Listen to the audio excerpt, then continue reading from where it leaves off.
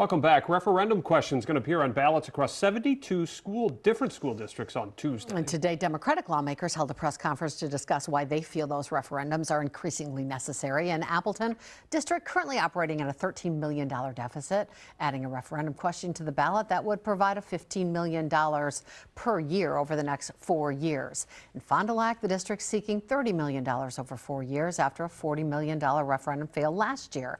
As for why there are so many, State Senator Jamie Wall says it leads back to Madison. What we've seen, here in Brown County, here in Northeast Wisconsin, all around the state, is school districts going back to their voters again and again to just keep the lights on, to keep the operation running.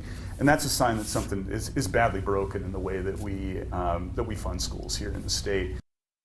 Republican State Representative David Steffen issuing a statement on the press conference that reads in part, quote, "The state of Wisconsin continues to make public education a top priority. Our state budget reflects that priority by making education our largest expenditure every 2 years.